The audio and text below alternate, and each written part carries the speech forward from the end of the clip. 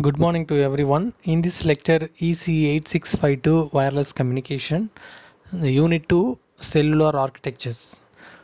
Today, we are going to discuss the capacity calculations in the wireless channels. First of all, definition of channel capacity.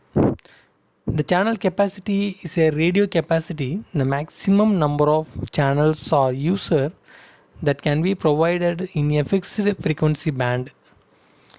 This parameter is determined by a required carrier to interference ratio and the channel bandwidth. So the radio capacity of cellular system is defined as M equal to transmitted band divided by capacity of the band channel bandwidth into N, where M is a radio capacity, BT is a total allocated spectrum for the system, BC is the channel bandwidth, and N is the number of channels in a frequency reuse pattern, or N is related to the co-channel reuse factors Q. Now we can analyze the capacity of cellular CDMA and SDMA technology. The capacity of the cellular CDMA technique in this technique is a multiple access techniques with respect to the parameters of increasing the capacity of the system.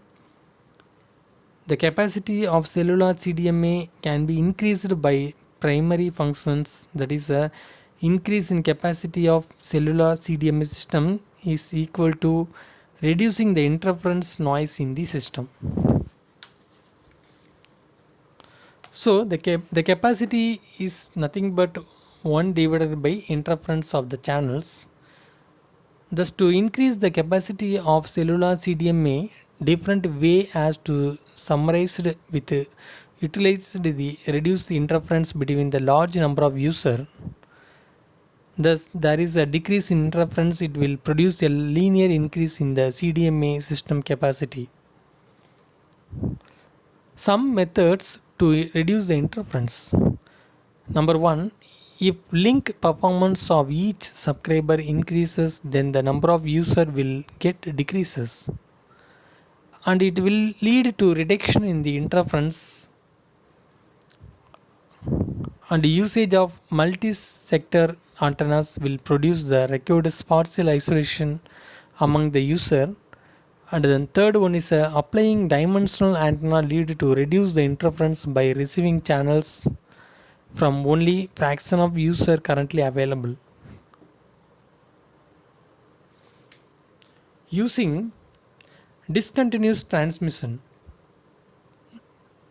Discontinuous transmission mode will decreases the level of interference since this transmitter is tuned up silence period in the speech signals. Also, by controlling the duty factor of speech signal capacity of the CDMA system can be increased. So it can be analyzed and how to calculate the capacity. It considered a single cell system with a large number of subscribers communicating with the base station. In the cell site, the transmitter has a linear combiner sums up the signals corresponding to individual subscribers. It applies the weighting factor for every signal for having approximated power control in the forward link in the system. In case of single cell system, the weightage factor is equal to the signal in reverse link to set the power control by the mobile unit is a pilot signal is also transmitted to cell site transmitter.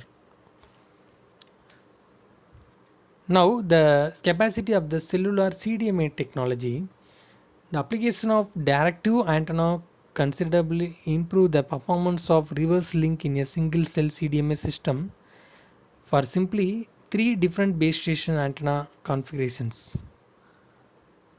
And the adaptive antenna setup with a spot beam for user provided better coverage and help to increase the cellular capacity in frequency division multiple access system. In this, SDMA is a better approach to increase the capacity is to use adaptive antenna with a spot beam of each subscriber. If an ideal adaptive antenna is used to easier for base station to track the individual cell user efficiency. While comparing the cellular CDMA and SDMA technology, it is observed for the better capacity gain present in the SDMA technique rather than CDMA. So in this lecture, we are discussing the capacity calculation in the multiple access techniques in wireless communication channels, and also the comparison of capacity calculation of CDMA and SDMA technology. Thank you for watching this video.